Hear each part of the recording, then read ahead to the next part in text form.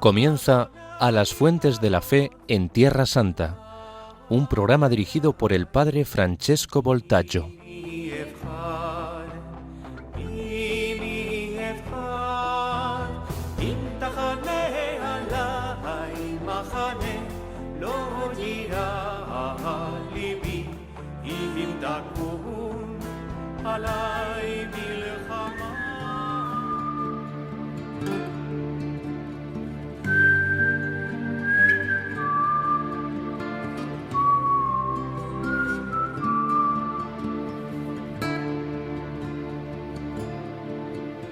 Barchenu Avinu Kulanu Kecha Kulanu Kecha Bior Panecha Barchenu Avinu Kulanu Kecha Kulanu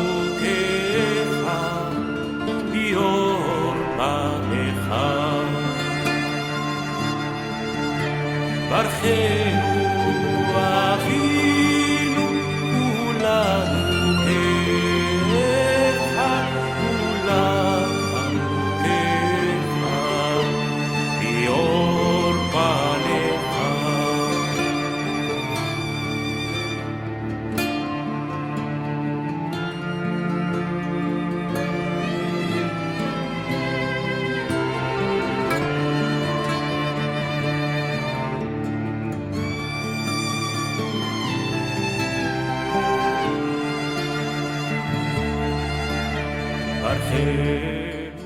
Queridos amigos de Radio María, hola a todos, Shalom Lekullechem, Salam el al-Jami'.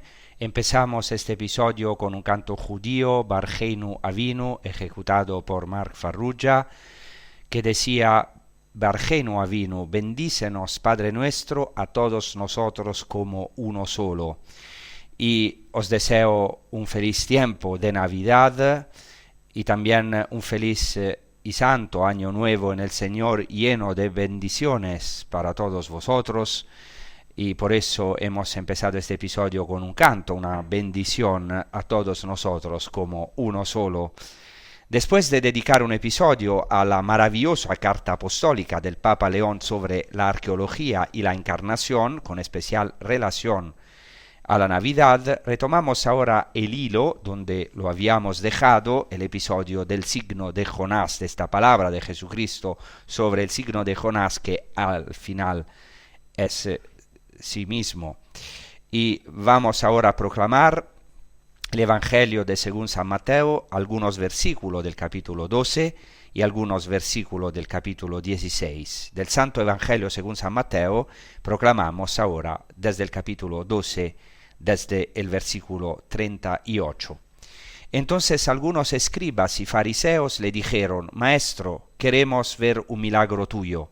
Él les contestó: Esta generación perversa y adúltera exige una señal, pues no se le dará más signo que el del profeta Jonás.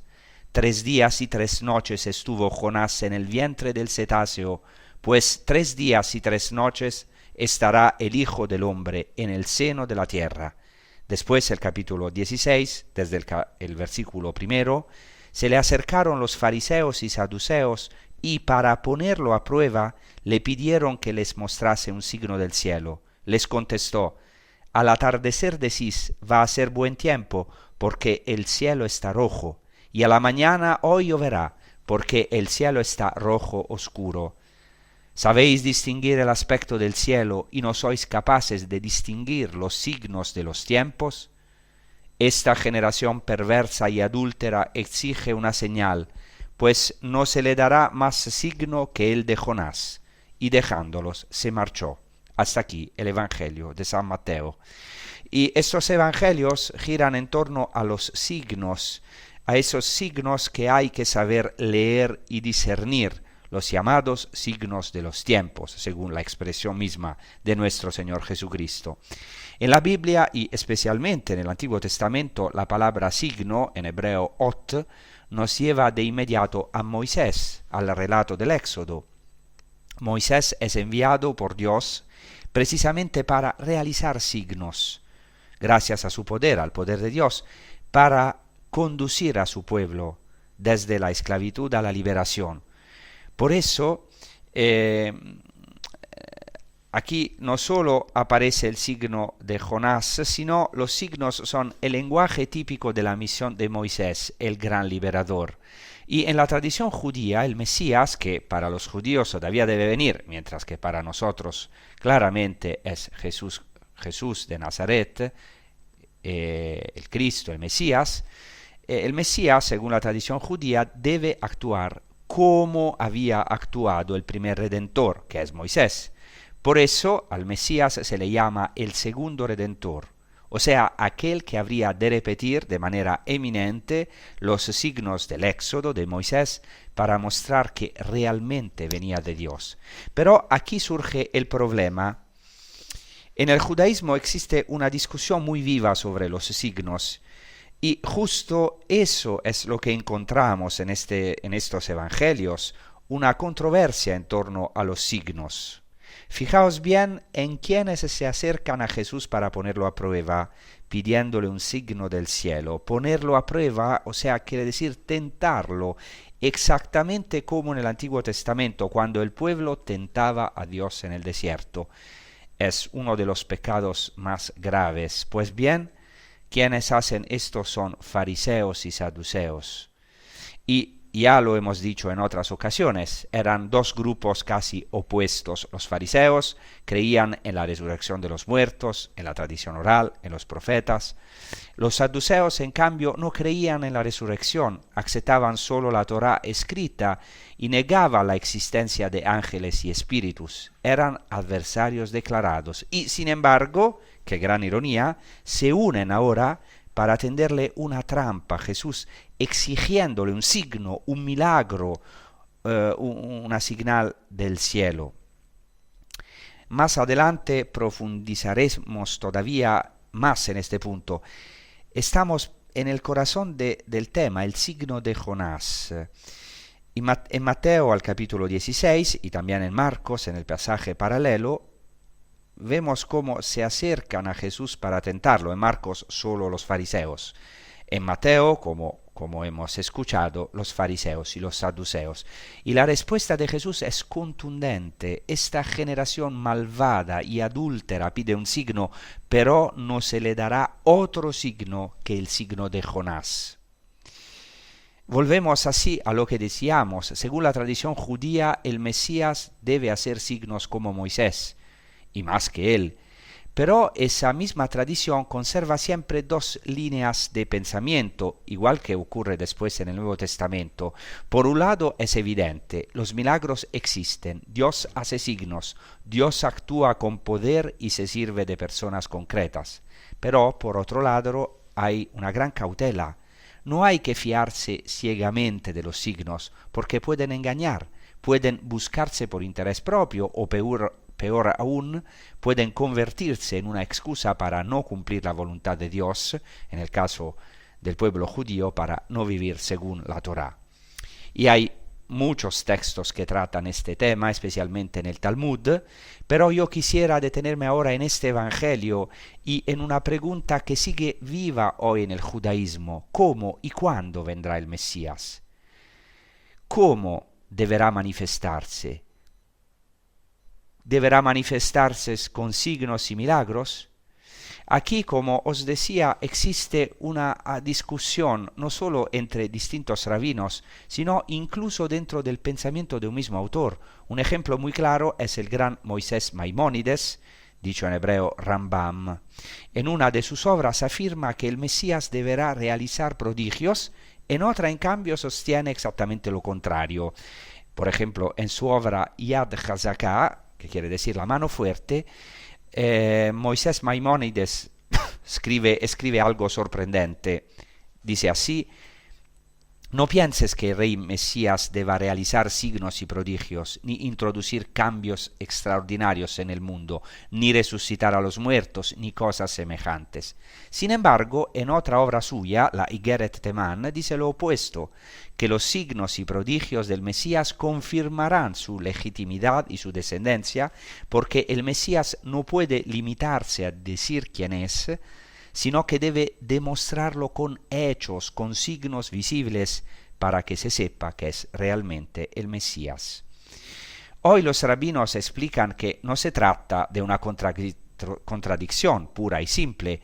Dicen que Moisés Maimónides nos muestra dos caras de una misma moneda, dos lecturas posibles de una misma realidad, y lo explican así. Esto ya lo dice el Talmud. Si el pueblo judío merece la redención, la llegada del Mesías comenzará de manera sobrenatural, con signos y prodigios. En cambio, si no la merece, si el pueblo judío no merece la redención, los signos y prodigios, que de todos modos llegarán, se manifestarán solo más adelante. Quiere decir, será un Mesías escondido. Todo esto está entonces profundamente ligado a la conversión del corazón, porque el milagro, incluso el más grande, es siempre una gracia de Dios, pero si no encuentra en nuestros corazones una disposición recta, una recta intención, o sea, una verdadera apertura a la conversión, puede incluso cegar en lugar de iluminar. Esto es muy profundo y podemos decir también muy actual. Permitidme leer solo un pequeño fragmento, para no alargarme demasiado, de un texto contemporáneo sobre las creencias del judaísmo ortodoxo actual. Escuchad que dice: si el Mesías aparece entre las nubes del cielo como parte de una revelación sobrenatural, no habrá lugar a dudas. Y añado yo, sabemos bien que Cristo dijo que en su segunda venida vendrá precisamente sobre las nubes del cielo. Pero el texto continúa, dice también: si en cambio el Mesías aparece como un pobre humilde montado en un asno, sin realizar milagros, como parte de un proceso aparentemente natural, ¿cómo podremos reconocerlo? O sea, hay la posibilidad que Cristo, o sea, que el Mesías venga de manera escondida, como un pobre humilde montado en un asno. Y así fue lo que estamos celebrando en esta Navidad. Es la maravilla de las maravillas, Dios, que se hace hombre, que se hace pobre. Y esto lo vemos no solamente en toda la vida de Jesucristo, claramente en su pasión, en su cruz, sino también desde el comienzo. Precisamente en la Navidad de Jesucristo. Por eso en la tradición iconográfica bizantina el pesebre es ya un sepulcro. Ya en la Navidad hay todo el misterio pascual. Y en la Santa Familia de Nazaret, que según la tradición, por ejemplo, la tradición más antigua, el protoevangelio de Santiago, María se fue en el camino de Belén con San José y María montaba un asno. Muy interesante. Entonces el Mesías viene en la humildad de una familia que tiene que trasladarse hacia Belén, que no encuentra sitio. Dios no encuentra sitio ya en este mundo, viene de manera escondida, pero en este escondimiento, como se dice en la liturgia bizantina, está un tesoro de delicias. Dice un himno de la Navidad en la liturgia bizantina: vamos hacia Belén y allá encontraremos en la gruta, en el escondimiento, un tesoro de delicias. Entonces ahora vamos a rezar con un canto que habla exactamente de la Santa Familia de Nazaret, retomado claramente por el Evangelio, que se titula La Cordera de Dios, la humilde Cordera, en honor de la Santa Virgen María, también en este maravilloso tiempo de Navidad, que nos invita a buscar en la humildad en la oscuridad de la gruta el signo más grande, Dios que se hace hombre, el Hijo del Hombre, como dice Jesucristo mismo, que baja en la tierra y en el corazón, en el seno de la tierra, como él mismo dice con relación a este evangelio, el signo de Jonás.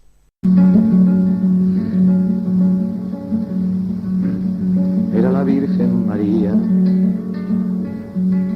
prometida de José, cuando antes de que vivieran juntos se encontró encinta por obra del Espíritu Santo. José, como era justo, no quería repudiarla, decidió abandonarla en secreto. Que amarga es el agua, María,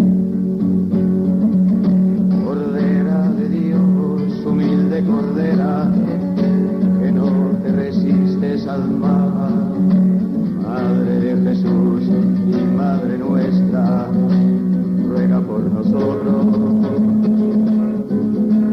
ruega por nosotros. María dio a luz a su hijo, lo envolvió en pañales y lo acostó en un pesebre, porque no había sitio para ellos en el albergue. Y amarga es el agua, María, Cordera de Dios, humilde Cordera, que no te resistes al mal, Madre de Jesús y Madre nuestra, ruega por nosotros, ruega por nosotros. Una noche José se levantó, tomó al niño y a su madre, y huyó a Egipto, porque querían matar al niño. Y amarga es el agua, María, Cordera de Dios, humilde Cordera, que no te resistes al mal, Madre de Jesús y Madre nuestra, ruega por nosotros, ruega por nosotros. Un grito se siente enramar, ay, ay, ay. Un llanto y un lamento grande. Es Raquel que llora a sus hijos y no quiere ser consolada porque ya no existen.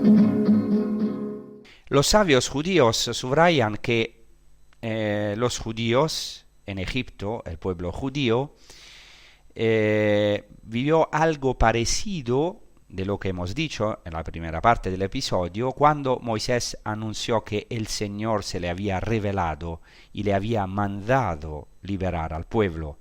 A pesar de los signos que Moisés realizó, muchos siguieron dudando. Y nosotros sabemos que Cristo, al presentarse como un hombre humilde, tal como dicen los sabios judíos, montando en un asno, según la profecía de Zacarías 9:9, sabemos que se presentó como un hombre humilde, pero sin embargo realizó milagros. Pero sí eligió el camino de la humildad, y aún así muchos permanecieron en la duda. Y como reconocen los mismos sabios judíos, no se trata solo de duda en algunos casos, sino también de una intención torcida que podemos también tener nosotros, que tenían los fariseos y saduceos que estaban enfrente a Jesucristo, pero una intención torcida que también puede ser la nuestra, o sea, esperar milagros espectaculares, esperar que Dios cambie nuestra historia de manera sobrenatural, en lugar de descubrir que nuestra historia ya es santa porque es querida por Dios. O sea, muchas veces nosotros, en vez de acoger la realidad, encontrar Dios en el escondimiento, en la realidad, en la cruz, si queréis, queremos moldearla a nuestro gusto, imponer nuestra propia voluntad, en una palabra, tentar a Dios. Y esta fue la gran tentación del pueblo de Israel en Masá y Meribá. Masá, del verbo hebreo lenasot, quiere decir precisamente poner a prueba, tentar a Dios. Y Meribá quiere decir, del verbo lariv, pelear con Dios. O sea, allí en Masá y Meribá, el pueblo tentó a Dios diciendo: ¿está el Señor en medio de nosotros, sí o no? Y si está, que lo demuestre ahora, que haga brotar agua de la roca. O sea, quieren un milagro inmediato. Obligan a Dios a actuar, como dice el Salmo. Lo tentan a pesar de haber visto sus obras. Quieren ponerse en su lugar, fabricarse un Dios a su medida. ¿Y cómo responde Jesucristo a esta provocación? De una forma sencillamente magnífica, con el signo de Jonás. Dice: esta generación malvada y adúltera exige un signo, pero no se le dará otro signo que el signo de Jonás. Detengámonos un momento en esta expresión, signo de Jonás. En griego, ese de Jonás no indica algo que Jonás haya hecho, como si fuera un milagro concreto suyo. Es lo que los exégetas llaman un genitivo explicativo. Significa que no se dará ningún signo excepto el signo que es Jonás mismo. Es decir, no solo Jonás hace signos, él mismo en su persona es el signo. Y exactamente lo mismo sucede con Jesús. Su persona, su vida, su presencia, él mismo es el signo por excelencia. Pero profundicemos un poco más. ¿Quién es Jonás? El libro del profeta Jonás es tan importante que en la tradición judía se proclama precisamente en Yom Kippur, el gran día de la expiación, el día del gran perdón. Y no es casualidad. No es casualidad. ¿Quién era Jonás? Curiosamente, podría ser el único profeta originario de Galilea. Por eso los fariseos a lo mejor se equivocaron cuando dijeron a Nicodemo: investiga y verás que de Galilea no surge ningún profeta, refiriéndose a Jesús. Sí que surge uno, es Jonás. Según la tradición judía, Jonás procede de Gat-Hefer, un poblado que hoy se identifica con la localidad árabe de Mashhad, cerca de Nazaret y muy próxima a Caná. Es interesante incluso el nombre árabe. Mashhad significa martirio, quizá en relación con la tumba de Jonás, que la tradición sitúa allí. Estamos, por tanto, en la misma tierra donde Jesús vivió durante años. Seguramente Jesucristo conocía muy bien estas tradiciones y con toda probabilidad se sentía muy cercano a Jonás. ¿Y quién es Jonás en su persona, en su misión? Es por excelencia el profeta de los paganos. Según una antigua tradición judía, sería hijo de la viuda de Sarepta, es decir, de una mujer pagana. Pero más allá de esto, que a lo mejor no es histórico, pero lo esencial es que Jonás es enviado a Nínive, una ciudad pagana, la ciudad pagana y enemiga de Israel por excelencia. Y su vocación es ser un signo para los paganos, para los enemigos del pueblo de Israel, o sea, para los ninivitas. Por eso Jesús dice: así como Jonás fue un signo para los habitantes de Nínive, así lo será el Hijo del Hombre para esta generación. Y lo dice hoy, para esta generación, para nuestra generación. Y los ninivitas, ante la predicación de Jonás, se convierten. Y Jesús añade: aquí hay alguien más grande que Jonás. Y no es la primera vez que Jesús menciona a este profeta, vuelve a él varias veces, señal de que el signo de Jonás es fundamental para entender su persona y su misión. Y Jonás no está llamado solo a hacer cosas extraordinarias, sino a ser un signo en su persona y concretamente un signo de misericordia. Porque Nínive, llamada la gran ciudad, era la ciudad pecadora por excelencia. En el Antiguo Testamento encontramos oráculos durísimos contra Nínive. Era la capital del imperio asirio el mismo que había devastado el reino del norte, justamente Galilea y Samaria, y sin embargo esta ciudad, símbolo del pecado, de la soberbia y del poder, se convierte. Y es muy interesante, Jonás mismo entra en crisis por esta conversión. A lo mejor recordad el final del libro de Jonás. Dios lo envía a anunciar la destrucción de Nínive.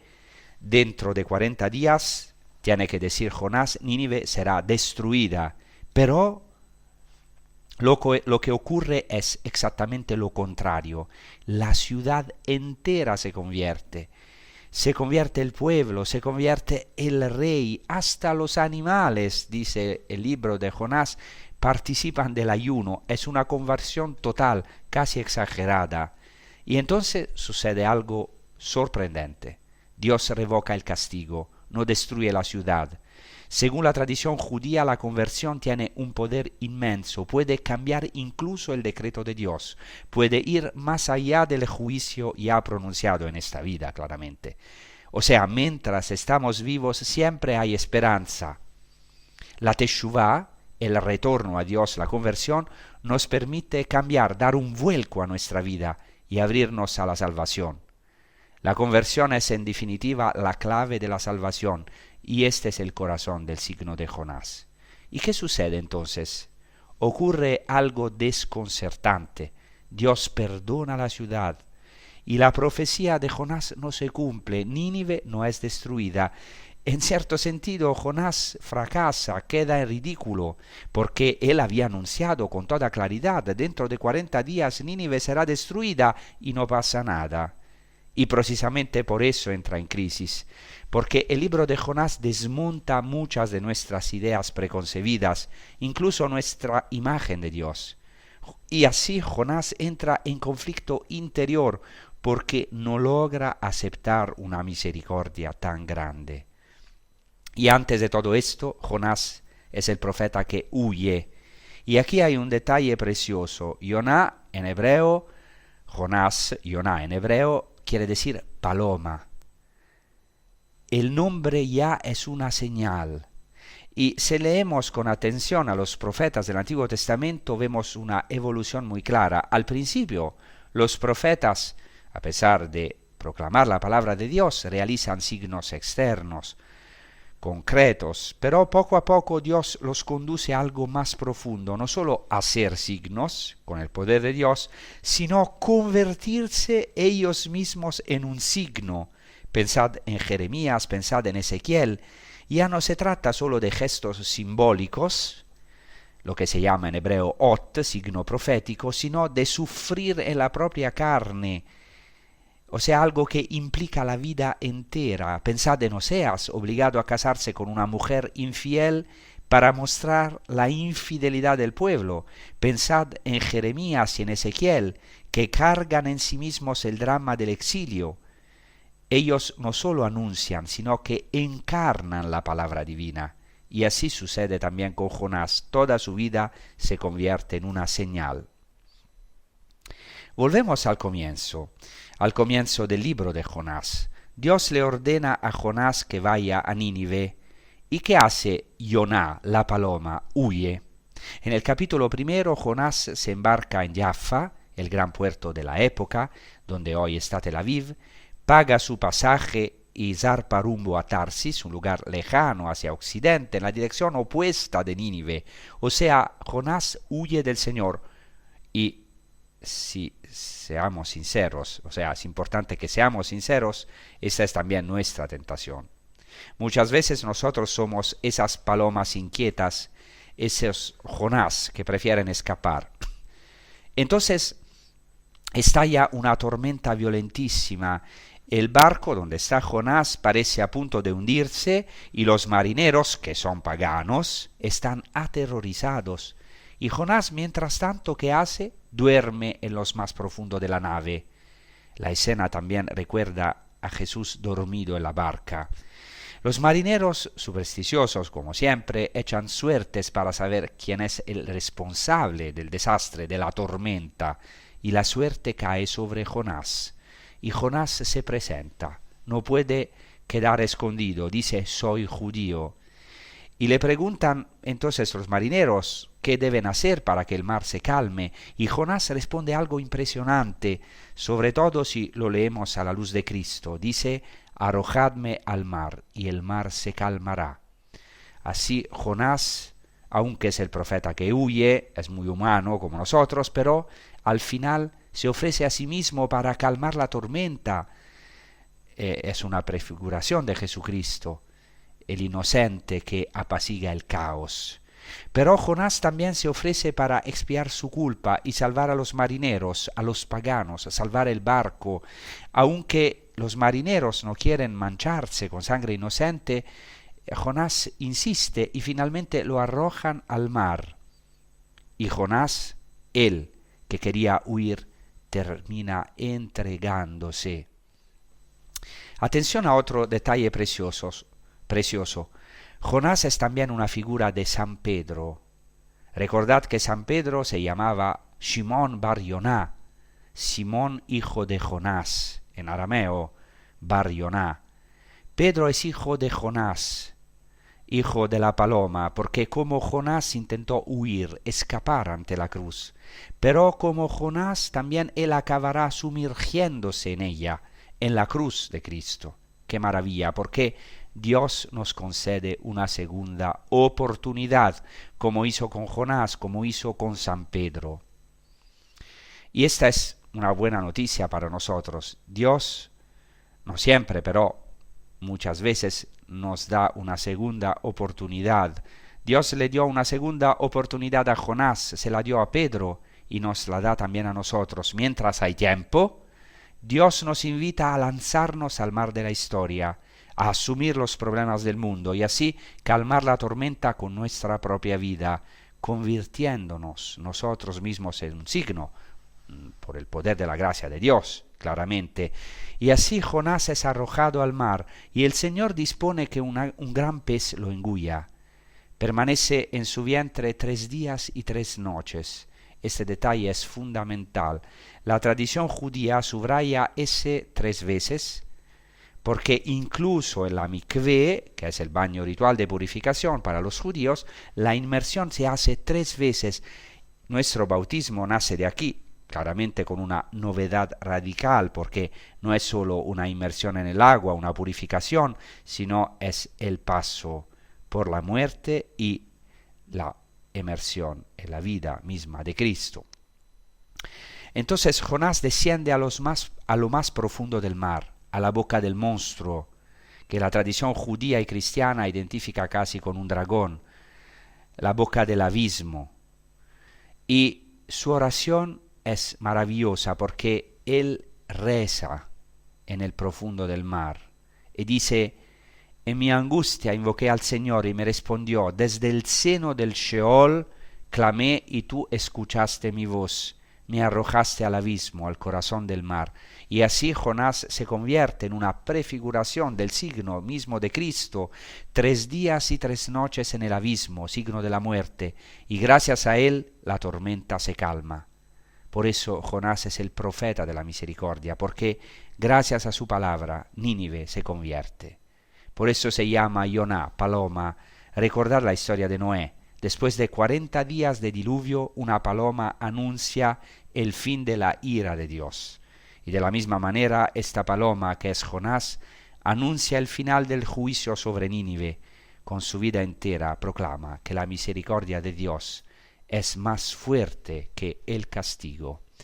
Y ahora vamos a escuchar un anuncio importantísimo, porque como todos saben, Radio María vive solamente de ofrendas, y esto es maravilloso, porque Radio María en el mundo entero escogió no hacer publicidad, no entrar en dinámicas comerciales, pero no puede seguir su misión sin nuestra ayuda, nosotros también. Todo nuestro servicio es gratuito y estamos muy contentos de hacerlo porque dice Jesucristo gratuitamente, gratis habéis recibido, gratis estáis llamados a donar, y por eso esta es una invitación para cada uno de nosotros y os invito a escucharla muy bien. Gracias. ¡Feliz Año Nuevo! Es la expresión más repetida estos días. Nosotros también la decimos, pero la acompañamos con la oración, pidiendo a la Virgen que, como en Caná, nos obtenga de Jesús el vino bueno de la alegría que no se desgasta, sino que crece hasta llegar a la plenitud eterna. Y con la proclamación de las palabras de Cristo, mayor felicidad hay en dar que en recibir, que nos invitan a hacer feliz este año a los que nos rodean. Un anuncio que es la razón de la existencia de Radio María, que necesita tu ayuda para seguir realizándolo muchos años más. Colabora. Puedes hacerlo sin moverte de casa con una simple llamada al 91 822 8010, a través de Bizum con el código 38048 o en nuestra página web www.radiomaria.es, en el apartado Donativos, donde verás los números de cuenta para realizar una transferencia o ingreso bancario. También puedes hacerlo con tarjeta o PayPal. Radio María, la radio que cada año cambia vidas y las llena de alegría. Bien, en esta tercera parte de este episodio quiero subrayar que Jonás es un elegido. Es verdad que intenta siempre escapar, pero Jonás es un elegido incluso aunque huya. Atención, quizá nosotros también tengamos la tentación de escapar o lo hemos hecho. Tenemos nuestras rebeliones contra Dios, no aceptamos la historia que Él hace con nosotros o con los demás, no aceptamos algunas veces la misión que nos da Dios, la vocación que nos ha dado. Cada uno sabe, muchas veces querríamos huir muy lejos de Él. Pero Jonás, atención, aunque peque, aunque huya, es un elegido. Primero se da cuenta en ese barco de que todo es por su culpa. Como dicen los padres del desierto, de la iglesia, el justo acusa a sí mismo. Y Jonás, él mismo lo dice, es por mí que, dice a los marineros, que os ha pasado esto, esta gran tormenta os ha sorprendido por mi causa, entonces arrojadme al mar. Esto es impresionante. Jonás acusa a sí mismo. Al final sí, reconoce que es un pecador, que quiere huir, como nosotros, pero sí tiene una gracia. Lo reconoce, sabe que está huyendo de Dios. Incluso aunque quiera dormir, aunque esté en el fondo del barco y no quiera ni pensar en Dios, incluso en medio de la tormenta, tiene una elección de Dios sobre él. Y así, incluso en el vientre del pez, incluso podemos decir en la tumba, en el Sheol, en la angustia por sus pecados, Jonás ora al Señor y Dios lo escucha.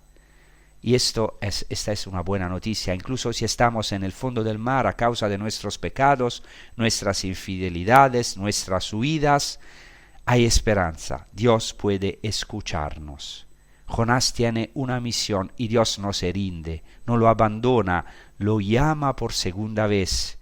También nosotros somos llamados a ser salvados desde lo profundo del mar, para salvar a esta generación. Y sabemos cuán importante es, especialmente en estos tiempos, cuán importante y fundamental es para los que nos rodean ser levantados, salvados, animados, amados, queridos, como es importante darles esperanza, la esperanza que se puede empezar de nuevo, que la vida eterna existe con toda humildad, pero también con parresía, con plena conciencia de que Dios nos ha elegido, incluso aunque huyamos.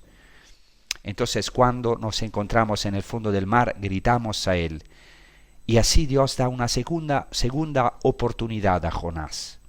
Porque en el capítulo 3 del libro del profeta Jonás, se dice, después de una hermosísima oración de Jonás, que el pez lo vomita en la playa. Es una imagen, obviamente. Ya en el capítulo 3, al versículo 1, se le dirige a Jonás por segunda vez la palabra del Señor. Levántate, en hebreo cum, que también significa resucita, levántate, pero también resucita. Y varias veces en el libro de Jonás Dios dirige esta palabra, cum, levántate. Incluso los marineros la dicen a Jonás que está durmiendo, cum, levántate. Pero el verbo cum también significa resucitar, como dice Jesús a la joven Talita cumi, levántate en femenino, aquí hay el masculino cum, levántate, resucita, y así por segunda vez Jonás puede levantarse y resucitar, podemos decir. Y ese es el signo de Jonás. Jonás permanece en lo profundo del mar, en el vientre del pez, 3 días y 3 noches, y esto será un signo de Jesucristo mismo. De hecho, como dice el Evangelio de Lucas, Jonás fue un signo para los de Nínive por su predicación, pero el Evangelio de Mateo subraya otro aspecto. Como Jonás, dice Jesús en el Evangelio de Mateo, permaneció 3 días y 3 noches en el vientre del pez, en el seno de la tierra, así el Hijo del Hombre permanecerá 3 días y 3 noches en el seno, en el corazón de la tierra. Este es el misterio pascual. Incluso si estamos en el corazón de la tierra, en el vientre del pez, en el vientre del dragón, lo que sea, estamos llamados a mirar a este signo de Jonás. Y esto es maravilloso también en este tiempo de Navidad, porque Dios descendió hasta el corazón de la tierra, hasta el seno de la tierra. Por eso, en la tradición más antigua de la Iglesia cristiana, el lugar de nacimiento de Jesús es una gruta, no solamente un pesebre, sino una gruta. Dios ha bajado a lo más profundo de la tierra, y solo quien desciende puede ascender, y esto también es nuestro camino. Algunas veces Dios permite que bajemos, pero no para quedar allá, sino para resucitar y ser un signo para esta generación, un signo vivo, que hay esperanza, que se puede resucitar del seno de la tierra. Por eso Dios en la Navidad entra en el seno de la tierra para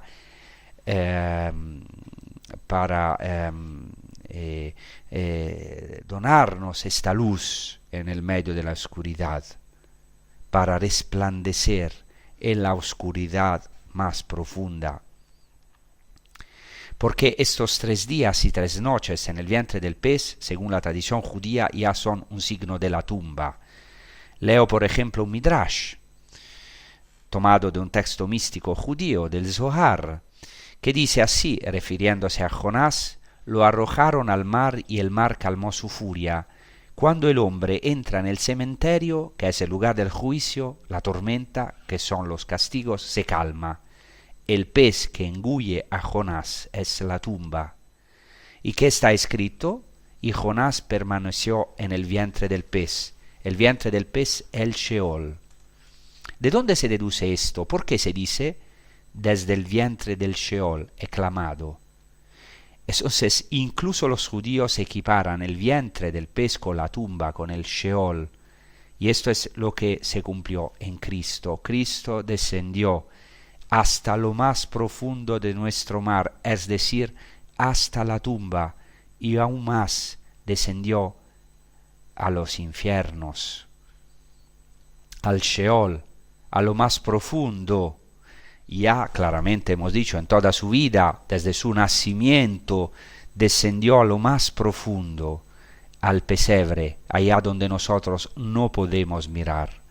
Hizo del pesebre su trono celestial, como dice la liturgia bizantina. Y después de su muerte, que claramente la cruz es su máxima kenosis, su vaciarse, desciende al Sheol, donde estaban las almas de los patriarcas y de los justos del Antiguo Testamento, o sea, en el lugar más profundo, y levantó a Adán y Eva, levantó a la humanidad, a nosotros, a ti y a mí, y a cualquiera que nos esté escuchando. Y Marco en su Evangelio subraya que a esta generación no se le dará ningún signo. ¿Parece una contradicción? No, porque el único signo de Jonás, y más que un signo, es el signo de su persona, es decir, el signo de Jonás es la persona de Cristo, su predicación. Pero quien tenga intención perversa y tiente al Señor no verá ningún signo, esto es muy cierto. Recordad la parábola del rico y del pobre Lázaro.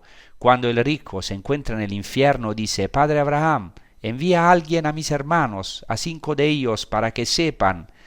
Si acaso Lázaro resucita de entre los muertos, creerán. Abraham responde, no, si no escuchan a Moisés y a los profetas, aunque alguien resucitara de entre los muertos, no serían persuadidos. Esto es muy cierto. Si realmente no queremos convertirnos, podemos ver los signos más grandes, los milagros más grandes, como algunos los han visto, y no convertirnos, porque no queremos. Por eso no nos debe ocurrir esto. Levantemos los ojos hacia este signo de Jonás. Incluso si estamos en lo más profundo del mar o de la tierra, allí Dios no nos abandona. Nos da esta segunda oportunidad, esta resurrección, desde nuestra tumba.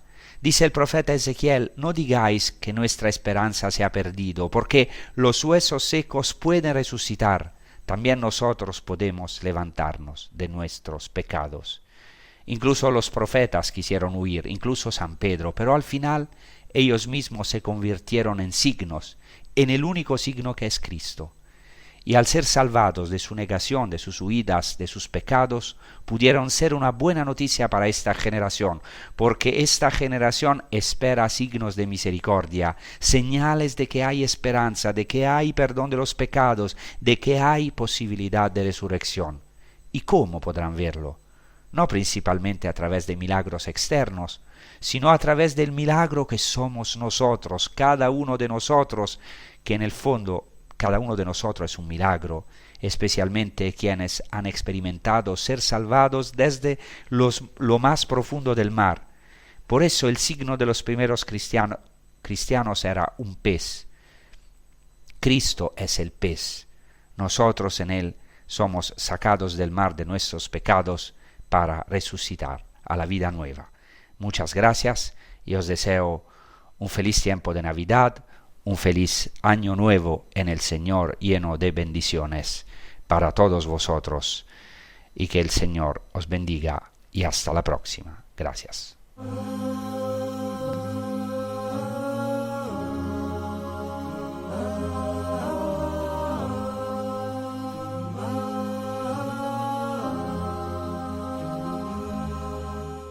Come, they told me, param pam pam pam, a newborn king to see, param pam pam pam. Our finest gifts we bring, param pam pam pam, to lay before the king, param pam pam pam, ram pam pam pam. Ram pam pam pam. And so to honor him, ram pam pam pam. When we come, when we come, when we come. في نجمي ضوت في السما من بعيد، هالنجمة كانت من ملاك الروح، ولد المسيح بارم بابا بام بام. سبحوه يا جميع الناس، هللويا هللويا.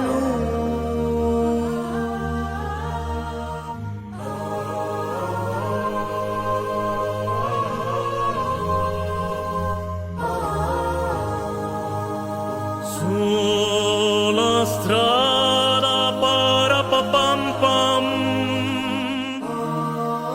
un tamburino va para pa pam pam, al ritmo del suo cuore para pa pam pam, segnando il passo va para pa pam pam, ra pa pam pam. Pam, pam.